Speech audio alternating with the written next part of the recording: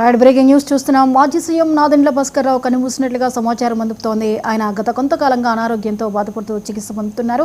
Continental ఆసుపత్రిలో ఆయన చికిత్స పొందుతూ మృతి చెందినట్లుగా సమాచారం అందుతోంది. ఆయన ఉమ్మడి ఆంధ్రప్రదేశ్లో కొంతకాలం మాజీ ముఖ్యమంత్రిగా వ్యవహరించినటువంటి పరిస్థితి.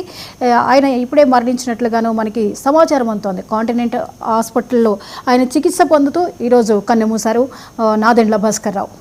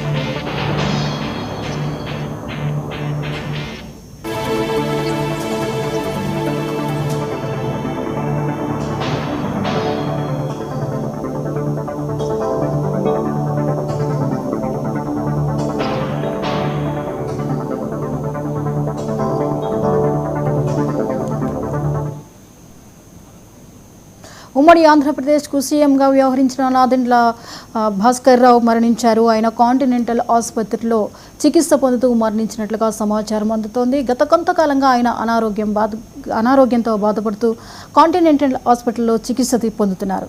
ఈరోజు ఆయన మరణించినట్లుగా సమాచారం అందుతోంది.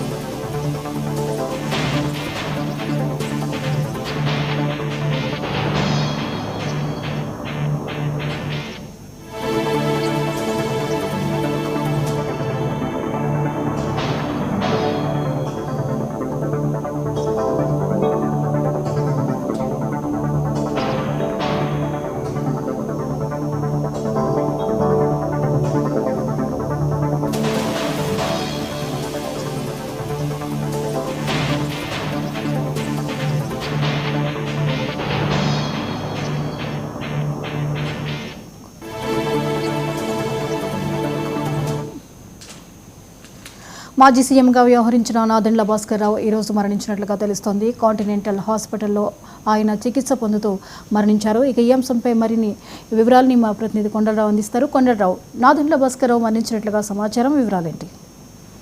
థ్యాంక్ యూ జ్యోతి. ఆంధ్రప్రదేశ్ మాజీ ముఖ్యమంత్రి నాదెండ్ల భాస్కర్ రావు కొద్దిసేపటి క్రితం పరమపదించినట్టు కూడా సమాచారం ఉంది. అయితే వయో సంబంధిత సమస్యలతో పాటు కాంటినెంటల్ హాస్పిటల్లో గత కొంతకాలంగా నాదెండ్ల భాస్కర్ రావు చికిత్స పొందుతున్న విషయం తెలిసిందే. అయితే గతంలో కూడా ఏదైతే సోషల్ మీడియాలో నాదెండ్ల భాస్కర్ రావు చనిపోయాడంటూ కూడా వార్తలు వచ్చిన నేపథ్యంలో వాటన్నిటిని కూడా ఖండిస్తూ ఈ మధ్య కాలంలో ఇలాంటివి 2-3 వార్తలు వచ్చినప్పటికీ ఈ రోజు అయితే కాంటినెంటల్ హాస్పిటల్లో చికిత్స పొందుతూ తుది శ్వాస విడిచినట్టు కూడా కుటుంబ సభ్యులు ప్లస్ అక్కడ డాక్టర్లు కూడా చెప్పిన నేపథ్యం ఉంది. నాదెండ్ల భాస్కర్ రావు దాదాపు 90 సంవత్సరాల వయసు ఉంటుంది. కుటుంబ సభ్యులు, బంధువులు, శ్రేయోభిలాషులు, మిత్రులందరూ కూడా ఈ నివాళులు అర్పించే విధంగా కూడా ఏదైతే ఏర్పాట్లు అయితే చేస్తున్నారు. పార్థివ దేహాన్ని ఏదైతే ఆయన నివాసం ఉండే ఏదైతే జూబ్లీ హిల్స్ లోని స్వగృహంలో కూడా ఈరోజు ఉంచనున్నారు. అయితే రేపు ఏదైతే పంజాగుట్ట శ్మశాన వాటికలో తన అంత్యక్రియలు నిర్వహించాలని నాదెండ్ల భాస్కర్ రావు సూచించిన నేపథ్యంలో రేపు ఏప్రిల్ 23 అంటే రేపు సాయంత్రం 4 గంటలకి హిందూ శ్మశాన వాటికలో కూడా అంత్యక్రియలు కూడా చేయనున్నట్టు కూడా తెలుస్తుంది. అయితే నాదెండ్ల భాస్కర్ రావు కుమారుడు నాదెండ్ల మనోహర్ సింగపూర్ పర్యటనలో ఉన్న నేపథ్యంలో సింగపూర్ నుంచి హుటాహుటిన ఇక్కడ హైదరాబాద్కి బయలుదేరటం జరిగింది. సింగపూర్ నుంచి ఈరోజు సాయంత్రానికి అక్కడ హైదరాబాద్కి చేరుకుంటారు.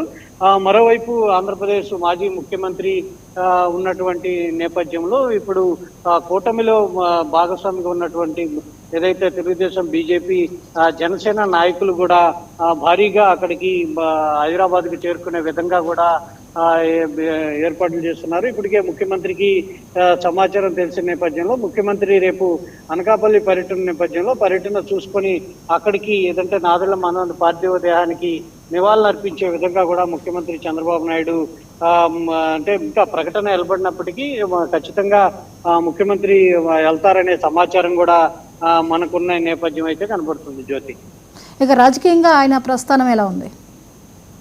రాజకీయంగా గతంలో ఏదైతే 1982లో ఏదైతే ముఖ్యమంత్రిగా అప్పుడు ఏదైతే ఎన్టీ రామారావుతో కూడా ఆయన కలిసి పార్టీలో పనిచేశారు. అప్పట్లో ముఖ్యమంత్రిగా ఉన్నటువంటి ఎన్టీ రామారావుకి నాదెండ్ల భాస్కర్ రావుకి సన్నిహిత సంబంధాలు ఉన్నాయి. అప్పట్లో ఏదైతే 82లో భారీ మెజార్టీతో తెలుగుదేశం పార్టీ అప్పుడు అధికారంలోకి వచ్చినప్పుడు నాదెండ్ల భాస్కర్ రావు కూడా ఎన్టీ రామారావుతో కలిసి ఉన్న నేపథ్యం. అప్పట్లో 9 నెలలు పార్టీ అధికారంలోకి వచ్చిన 9 నెలలకే నాదెండ్ల భాస్కర్ రావు అప్పట్లో ఎన్టీ రామారావుకి అది పార్టీని చీల్చి అప్పుడు ముఖ్యమంత్రిగా అయిన నేపథ్యం ఉంది. ఆ తర్వాత రాజకీయంగా కొంత సీనియర్ అయినప్పటికీ ముఖ్యమంత్రి అప్పుడు ఎన్టీ రామారావుతో సమూజీగా ఉన్నారు కాబట్టి అప్పట్లో ఆ ప్రయత్నం జరిగింది. ఆ తర్వాత కొన్నాళ్ళకి ఆయన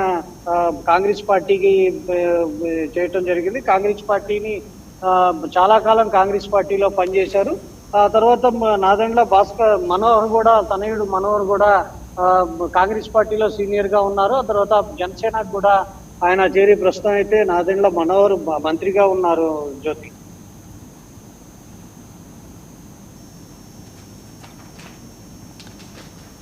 రైట్, థ్యాంక్ యూ కొండలరావు.